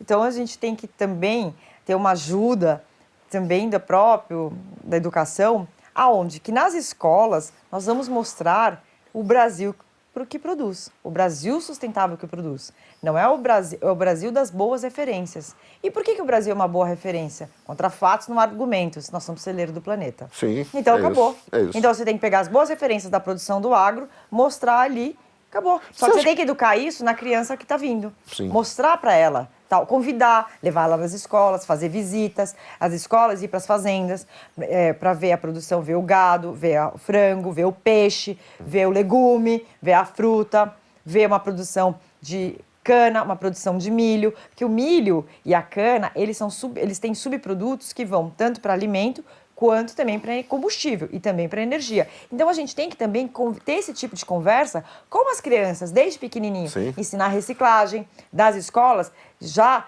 não importa se é escola pública, privada, tal, que dentro das escolas a gente faça o ciclo fechado de reciclagem, reutilização de materiais. Então, eu acho que você não tem condição de ter tudo novo, a gente tem que preservar, tem que cuidar. Sim. Então, separar vidro, plástico, papel. Por exemplo, Arthur, quando eu morei na Suíça, né? Lá em Lausanne, lá é a capital do COI, do Comitê Olímpico Internacional. Bom, eu tenho hoje 43 anos, né? Já faz mais de 20 que eu morei lá, né? 22 anos. Naquele tempo, já se reciclava 5 itens. E esses itens, mostrando também nas escolas, Para quê? Para preservação. A Suíça é um país pequeno. Então, a gente também tem que mostrar isso, educar as crianças. E dentro das escolas, também se fazer isso. Mas não importa se seja escola pública ou se seja escola privada. Aí você vai mostrar, vamos dar um exemplo que fica às vezes muito fácil da gente entender, né? Que seria aí das latinhas, né? De alumínio. Hoje já é isso, né? As latinhas de alumínio que a gente usa hoje já são recicláveis. Já são recicláveis. Então, a gente mostrar esse multiplicador, né? Olha, já é isso que você está fazendo. Ah, não, o vidro. Ah, vidro reciclável. O papel, separa, papel reciclável. Mas, deixa eu te fazer puxar aqui, então. São itens, coisas básicas, que eu não vejo isso andar. Então, você tem, vou botar, eu acho que tem um lado hoje da escola que se fala muito da questão da reciclagem, né? E se tem dificuldade de praticar. Embora alguns prédios, você veja prédios, etc. Acho que eu queria separar esse assunto em três, né? Acho que tem uma dificuldade de implementar em alguns lugares, por uma questão educacional. Agora, eu vejo também nas escolas, ao mesmo tempo que tem a questão do ambientalismo, que não é a defesa do meio ambiente, é a utilização do meio ambiente para a prática ideológica, ao mesmo tempo que fala isso, há um ataque velado, não digo velado, às vezes é explícito, né? Nem sempre é tácito, ao agro. Então, aquele negócio que você falou do ciclo, a escola vista como não, olha só, tem que ter preocupação com o meio ambiente, o agro é um problema e não o agro é a solução. Mas dentro dessas duas linhas do meio ambiente e da preservação, o que me espanta, o que ainda causa muita surpresa é que pouquíssima gente fala de um problema nosso, que esse sim é grave, que é a questão do saneamento. Então você tem um número ainda expressivo de brasileiros que não tem água potável e não tem coleta de água e esgoto, né? Isso é um número alto. São Paulo é bem menor, mas ainda é alto, né? Você vai no Brasil, é um número impressionante. No norte é impressionante, aqui nas regiões, né, as comunidades é impressionante. E o Brasil não é só o celeiro do mundo, é o bebedouro do mundo. E nesse sentido aí, o governo federal fez o marco do saneamento, que acho que foi, cara, um grande... vai ser um trocadilho horrível, né, mas vai ser um grande divisor de águas, realmente, para o saneamento brasileiro, para poder ter acesso. Só que isso também não é falado. E quando a gente fala do meio ambiente, o que acontece? Você vê aí o Rio Tietê, você vê, né, como a quantidade de coisa que nós jogamos nos rios. Como o rio é poluído. E é poluído não é só porque tem um cara que joga um sofá, que tem cara que joga sofá no rio, né? Então, o rio joga um sofá, fogão, mas não é só isso. É principalmente o esgoto, né? O esgoto no Brasil. Aí eu te pergunto, né, dentro do lado da cadeia produtiva, né, o Brasil hoje precisa muito de água potável, e o agro utiliza muita água, né? Aqui em Pindamonhangaba, por exemplo, a região ali embaixo de Pinda é 80% nascente. Então a água, você tem uma terrinha por nascente de água, né? Então é um ativo do Brasil também, é um ativo do Brasil. Como você vê a questão do marco de saneamento, água para o agro? Eu vejo de uma forma muito simples. O maior aquífero do mundo está no Brasil. Chama-se Aquífero Guarani. Nós estamos em cima dele. As guerras no planeta vão ser por dois motivos. Primeiro, comida. Segundo, água. E isso a gente acaba vendo até em filme. Então, na escola, por isso que é muito importante a escola na parte educacional, é a gente mostrar a preservação, as boas práticas, não só de reciclagem, mas a gente mostrar que você jogar o seu lixo, né, no lugar errado, você vai estar poluindo. Em relação ao saneamento, aí entra a explosão demográfica das pessoas e aí o retorno dos impostos em que a gente paga. Então a gente também tem que ter essa curva nivelada cada vez mais. E se a gente não consegue, e como que a gente também consegue melhorar nesse cenário? Tem que ter regras claras. Então, você pega, por exemplo, Singapura. Singapura, 50 anos atrás, nem o Vietnã queria. Hoje, Singapura está 500 anos-luz na frente da gente. Tem regras, são regras básicas. Se você jogar chiclete na rua, você vai preso. Se você fizer alguma coisa, você vai lá fazer um serviço comunitário. Sim. Não importa quem você seja, você vai, por exemplo, varrer a rua, dentro do seu bairro, todo mundo vai te ver. As pessoas, seus vizinhos vão te ver e falar, nossa, que absurdo você está lá, né, porque você fez uma coisa errada. Então, quer dizer, a regra existe. Então volta ao cenário da educação. Então, na parte do saneamento, a gente tem que ter uma educação que mostre e que eduque que também essas ações, as boas práticas, elas precisam ser cada vez mais melhoradas. E isso eu não vi, eu tenho visto bons exemplos, mas eu gostaria de ver mais bons exemplos, mais multiplicadores, mais assumir responsabilidades, né? Que você, as suas ações, você vai refletir para as futuras gerações. Isso daí eu não vejo ninguém falar. Eu acho que a gente tem que ter essa consciência. E para ter essa consciência, você vai sim assumir uma responsabilidade. Então, em relação, por exemplo, ao Tietê, né? Ao Pinheiros e Tietê. Isso. Eu, por um acaso, quando eu estava na faculdade, foi quando eu estava fazendo a despoluição do Tietê. Eu tive um professor que foi para o Japão para poder trazer a tecnologia e colocar aqui. E hoje a gente tem visto a despoluição do Tietê. Isso é fenomenal, isso é ótimo, a gente tem que ver isso. Isso são investimentos governamentais, que aí, no caso, tem até públicos privados de dinheiro vindo lá de fora. Isso é ótimo. Mas nós temos de ter essa situação vindo da base, vindo da escola. E essas regras têm que ser claras. Eu acho que as regras, quando elas são claras ao jogo, fica mais fácil para todo mundo. Então, às vezes são itens básicos que a gente vê que poderia estar sendo corrigido e não corrige. A gente tem que pagar um incêndio lá na frente. Então, a gente tem que trazer de volta as escolas cada vez mais, não importa onde seja, que é o seguinte: quando você for jogar o seu lixo, não importa se você está na cidade, ou se você está no campo, se você está em São Paulo, se você está lá no Amazonas, leve ao local correto. Faça uma coleta correta, que aí entra o municipalismo, o Estado e a federação. Eu sou super municipalista. Eu também, eu sou totalmente municipalista, porque é de baixo para cima. Isso. Então, é de baixo para cima. Por isso que nossa conversa aqui hoje é até interessante, porque nós estamos falando do agro, da produção do agro, e a gente está visualizando lá fora que lá na frente nós estamos com um problema de crédito, que esse problema do crédito pode vir a ser aí, nos próximos 4, 5 anos, o produtor rural ele vai desistir, então ele vai acabar não querendo mais. Vai vender. Vai vender, eu não quero mais, vou fechar a porta. Porque é diferente, o produtor rural ele é diferente de um comércio. O comércio tem um lugar pequeno, né, que você faz uma compra e venda, e às vezes você não está tendo que agremiar valor. Gente, no agro, não importa o que você produza, você tem seu tempo. Você já parou para olhar quando você vê um prato, no seu prato, né? Quanto tempo a carne, quanto tempo para aquele bife tá ali, que seja ele de patinho, de acém, colchão mole, colchão duro, para produzir, para ele estar aqui, o que foi envolvido naquilo tudo? Se você tem ali uma salada, é um tempo menor, né? O arroz, um tempo menor. Eu acho que são essas pequenas reflexões que estou fazendo com você, que eu faço com as minhas amigas, com os meus amigos, que seria interessante essas reflexões as pessoas também entenderem. Claro. Que aí vem a matriz energética do combustível, a matriz energética a matriz daquilo que você está comendo, o tempo de produção. A gente não tem como acelerar certas coisas. Tem coisas que você até consegue acelerar, exemplo aí, né?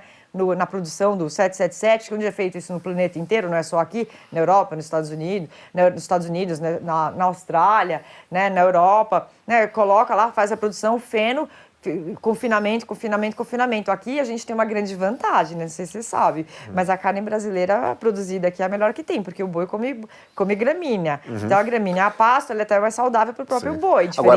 Diferente, por exemplo, né? Lá da Europa, né? Diferente dos Estados Unidos. Então, pessoal, a gente chega até a ser hipócrita, né? Porque a gente acaba ouvindo de lá para cá.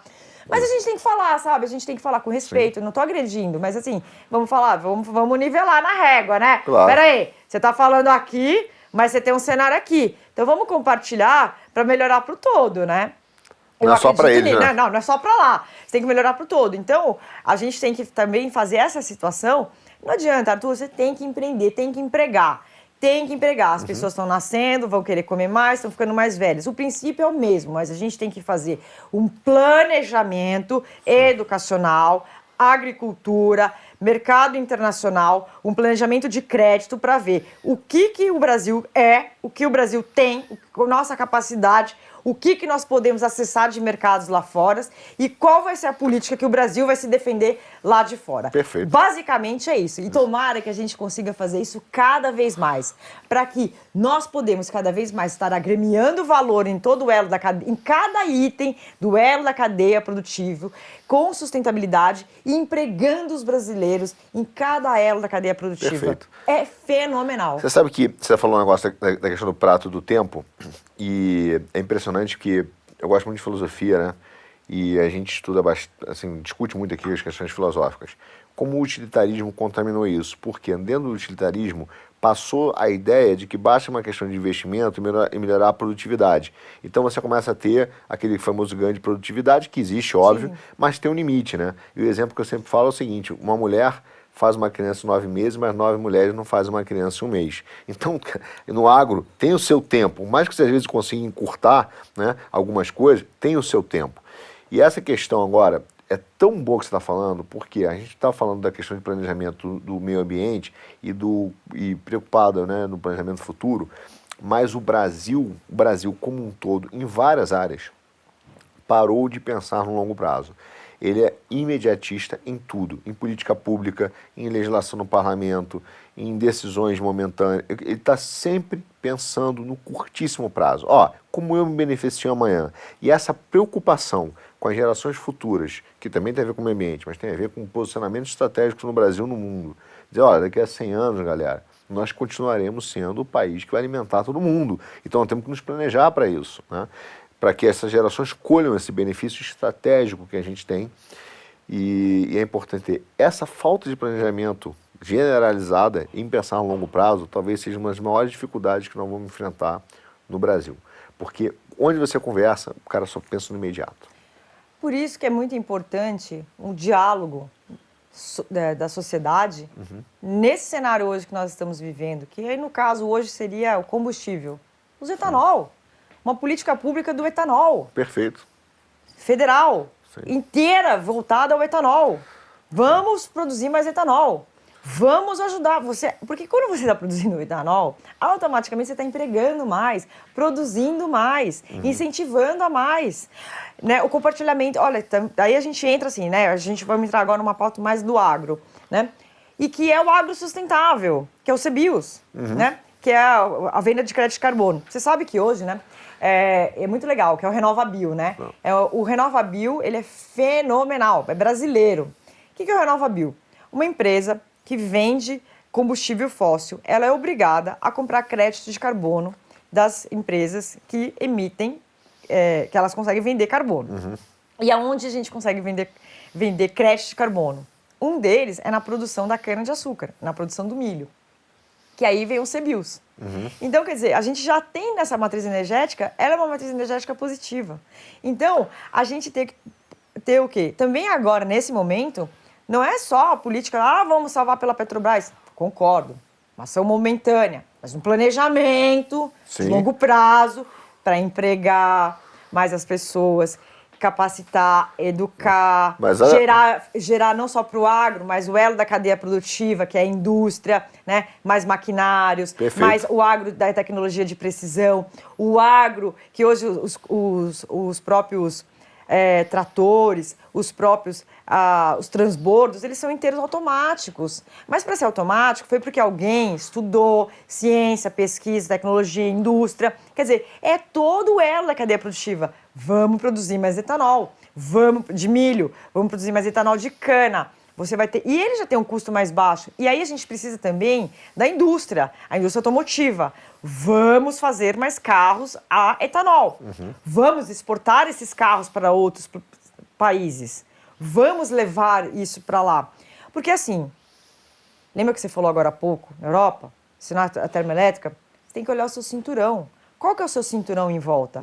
Então, maximize o seu cinturão com harmonia no planeta e ações sustentáveis. Na Alemanha, todo mundo já sabe, não é para ter motor a explosão em 2030, por causa de emissão de combustível, porque a matriz energética lá, basicamente, é diesel, muito carro a diesel. Isso. Por isso, só que eles não têm o etanol lá. Eles não têm como produzir, até tem, mas tem que importar. Então, por isso que eles falam elétrico. Mas o elétrico vem da onde? Da nuclear? Nuclear é a coisa que mais é a matriz energética mais suja. É isso. E o resíduo? Você já viu o resíduo nuclear? Hoje, quando você faz a conta do carro elétrico, ele, às vezes, dependendo da matriz de onde foi feito, ele emite mais carbono do que o gasolina. Ah, mas aí você vai olhar. O fóssil. Aí você vai falar assim, tá bom, eu vou usar um carro elétrico. Legal. Mas qual é a matriz energética que veio para aquela do carro elétrico? Ela veio de uma usina de nuclear. É o que mais emite, até pelo lixo nuclear. Então, assim, fica um cenário que as pessoas ficam olhando só aquela caixinha. Não, gente, vamos olhar o todo. Já que é para olhar o todo, pelo planeta, as ações sustentáveis, nós temos que olhar isso. Só que tem esse cenário que as pessoas esquecem que está aumentando a população no planeta, a população está ficando mais velha e a gente tem que cuidar dessa população dos idosos, que isso daí é um dos grandes problemas que tem na Europa. Que a gente Sem sabe, dúvida. sem dúvida, isso é fato. Né? Agora, na pandemia, você vê no frio, e é uma das grandes preocupações que não se falam isso agora, mas o que vai acontecer no inverno, que vai vir no hemisfério norte, com essa guerra absurda da Rússia com a Ucrânia, que quebrou ela da cadeia produtiva inteira? Quantas mortes vão vir por falta de aquecimento? E o custo disso para as pessoas? Então não é só a parte da locomoção, do carro elétrico, mas também tem da energia e também lá que como a gente não usa aqui, então a gente não esquece, a gente não lembra que isso existe, mas do aquecimento, da calefação. Então são coisas que as pessoas às vezes não gostam de falar, mas elas têm de ser faladas. E a gente tem de levar a discussão a isso à mesa. Falar. Mas é um pensamento muito filosófico. Não, não é. É realidade. Realidade. É realidade. Tem é a coisa... realidade nua e crua. A gente não tem isso aqui no Brasil. Sim. Então a gente tem condições de transformar cada vez mais o Brasil do Cerrado nesse cenário e agremiando valor. E aonde a gente consegue também... Porque o Estado de São Paulo já está fazendo isso. É pioneiro? É pioneiro. Está fazendo? É ótimo. Mas a gente tem que multiplicar essas boas práticas do Estado de São Paulo, que está fazendo isso bem, em outros estados, industrializando mais outros estados. Vamos industrializar mais o Nordeste. Está perto do mar. Sim. O mar está do lado. Exporta. A chave é agregar valor à cadeia de produção. Com sustentabilidade. Sim. Essa é a chave estratégica, né? Educando, empreendendo, capacitando, criando essas ferramentas. Só que aí vem o mercado internacional. Por isso que é necessário essa comunicação ao mercado internacional para fazer. Eu fui para Dubai agora, de novo. Eu já fui a Dubai várias vezes e eu fui no encerramento da Expo Dubai. E lá tinha o pessoal de indústria, beleza, comércio. Juntou um grupo de pessoas e fomos no encerramento da feira. Né? Então, esse cenário da pandemia, muita gente medo de viajar, a gente juntou uma turma e fomos. Eu paguei minha passagem e fui. Paguei minha passagem, paguei minha estadia, paguei minha ida lá, o que eu consumi, o que eu comprei e tal. E tinha gente da indústria, tinha gente da moda, tinha gente da beleza, tinha gente de salão, tinha o agro, tinha comércio. Então, assim, chegamos lá e encontramos mais um monte de gente. Sabe o que eu fiquei interessante, né, que eu vi? Principalmente que o Emirados Árabes, que agora até o Sheik, o Califa acabou de falecer, né? Ele faleceu agora há pouco tempo. Eu dou o exemplo de lá. Eles fizeram no Emirados Árabes, quando se descobriu o petróleo, eles não estavam atrás de petróleo, eles estavam atrás de água e acabaram achando petróleo. E o petróleo lá não está. Então eles dividiram são 7 estados, seriam cantões, né? Grande parte do petróleo fica em Abu Dhabi. E na parte de Dubai, eles fizeram um planejamento menos de 50 anos para cá, gente, que é o Sheikh Zayed, que é ele que fala que é o pai do novo Emirados, que é quando descobriu o petróleo. Então eles fazem um planejamento estratégico para o país. O que eles fizeram? Primeiro, Abu Dhabi é onde tem 90% do petróleo. Dubai tem, mas é pouco. Na área de Dubai, vai se fazer no planejamento do país para que seja real estate. E como lá, no planeta Terra, com essa globalização, com os aviões vencendo grandes distâncias, o 777, o Dreamliner, que é o 787, de carbono, que é assim, fenomenal. Dreamliner é excepcional. O A380, outro fenômeno. A gente pode aqui ficar outro programa só para falar da aviação, porque é uma coisa maravilhosa. Visualizar o seguinte, vamos transformar aqui, em Dubai, numa rota de um hub das pessoas andando pelo planeta, para ir presencialmente. Mesmo que tenha tecnologia, né, celular, você olha hoje, né, ao vivo, a gente fala FaceTime, WhatsApp, não importa a plataforma que você vai estar usando, você vê online, mas tem coisas que você quer ver presencial, as pessoas querem essas relações afetivas.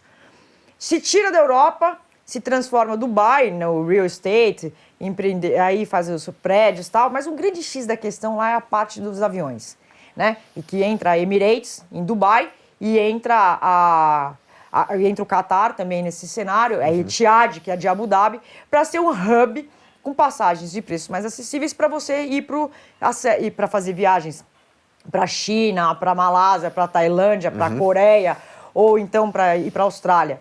E você sai de lá. Só que, então, a gente vê todo esse cenário. E aí veio uma grande explosão demográfica, que veio as pessoas do Paquistão, do Afeganistão, da Índia, para fazer lá. Mas o que o governo lá travou? Falou o seguinte, eles fizeram um mapeamento, Big Data, põe o nome que quiser, um mapeamento, catalogaram, são os nossos cidadãos, né, cidadão aqui do Emirados. Se você casar com uma pessoa que veio do Paquistão, se você terminar com a pessoa tem que voltar para o Paquistão. Ela vem com contrato de trabalho de 2 anos, porque eles não querem a conta da Previdência lá. Tá certo. Senão daqui 50 anos acaba o país inteiro. Ok. Nesse momento que eles estão hoje, e que eles precisam empregar mais, porque aquela população que veio para construir Dubai, principalmente, que Dubai acaba sendo a referência, vamos falar para Dubai. Sim.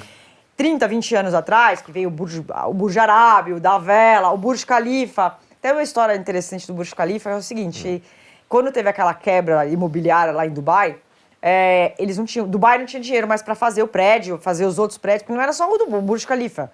Ele tem toda uma estrutura, mais de 828 metros, muito caro. É muito simples, é a estrutura. Ele tem que fincar as estacas a grandes profundidades. Ele tem o formato de uma flor de lis, que é por conta de uma situação climática das tempestades de areia. Eu já estive lá com tempestade de areia. Então ele tem que segurar na torção. Então tem todo esse cenário.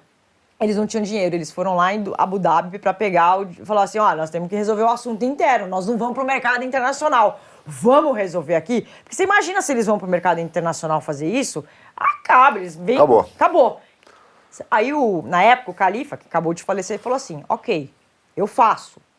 Reprogramem, incentivo cada vez mais na educação, como você vê que tem o Louvre, outros museus, incentivo a educação lá, eu dou. Mas o prédio vai chamar Burj Khalifa. Aí agora, e por isso que chama Burj Khalifa. Agora, você sabe qual que é a grande preocupação deles hoje, lá? A população aumentou deles. E então eles têm que empregar essas pessoas. E as pessoas estão ficando mais velhas. Eles querem agremiar valor. Eles precisam empregar mais as pessoas lá. Lá. Que essas pessoas estão... Né, é o mercado de trabalho. A pessoa que está saindo da faculdade, aonde ele vai trabalhar. Aonde ele vai? Ele vai ficar ali ou ele vai embora? Mas eles querem ficar lá por causa do pai, do avô, tal.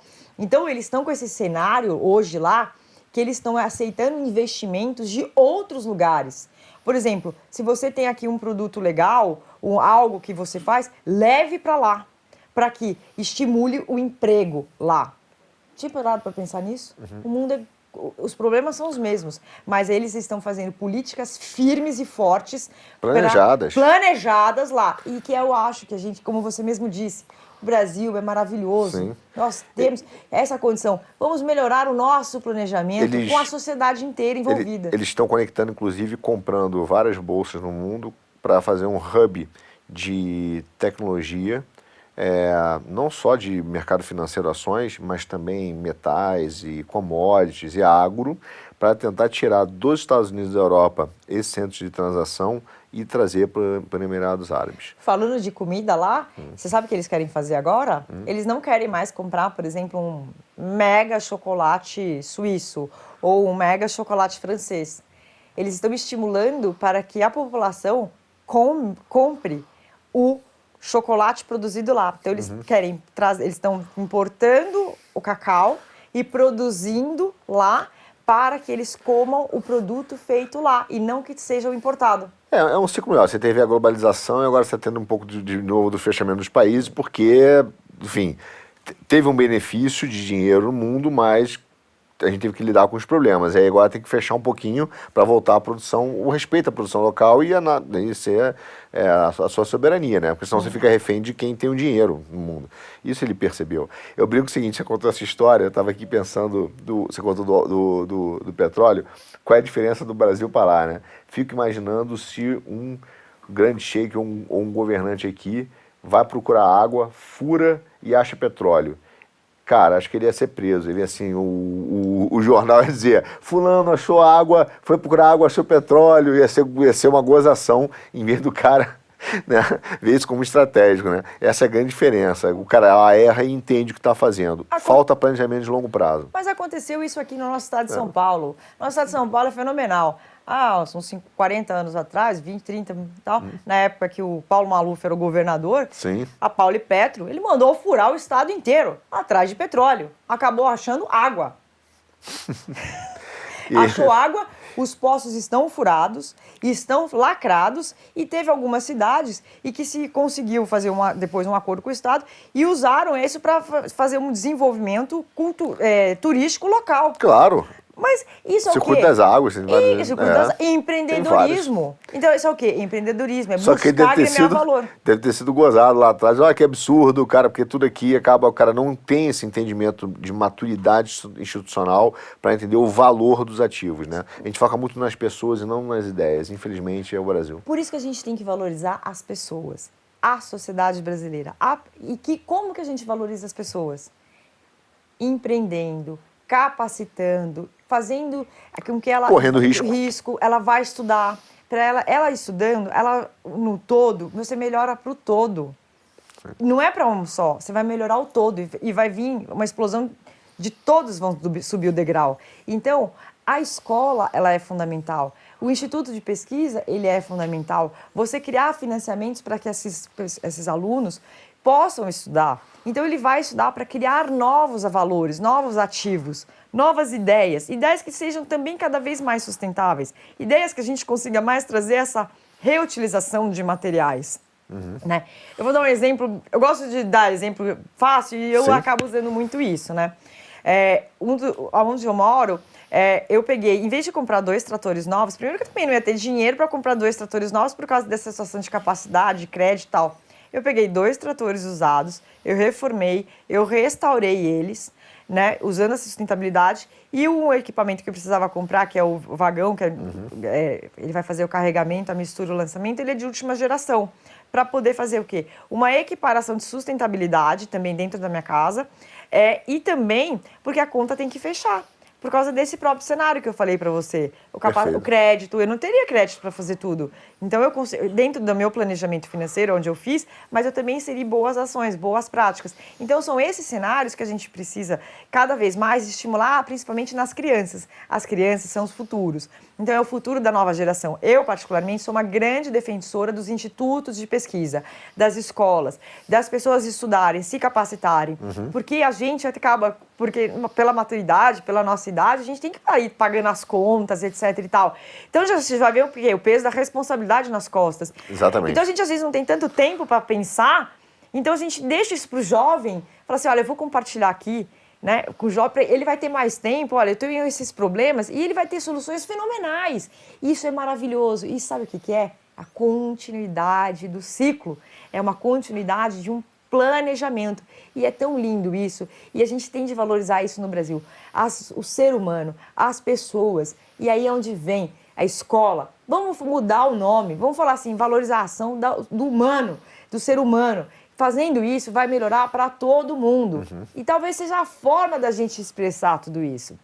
E é muito bonito quando a gente vê. Sem dúvida. E até como você falou, inserir, né, a criança, o jovem, porque quando a gente fala de educação, tem até um conceito no Brasil que é muito mal posto, que é a questão da tradição. Ele acha que a tradição é uma coisa estática no tempo, e a tradição, até o nome a etimologia, se não me falha a memória agora corretamente, mas vem de tradere, que é do trader, né? De negociar, que é, na verdade, você transmitir uma herança ao longo do tempo. Então, a tradição é uma transmissão de uma herança, de um patrimônio intelectual, de ideias que está sendo construído ao longo do tempo.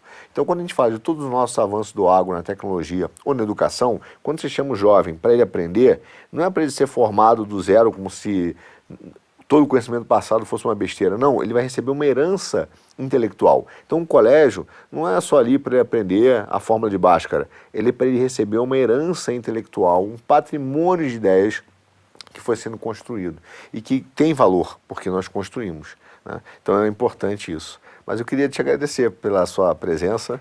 Muito obrigado, Cris, pela aula que você deu para a gente. Quer fazer suas considerações finais para os nossos telespectadores?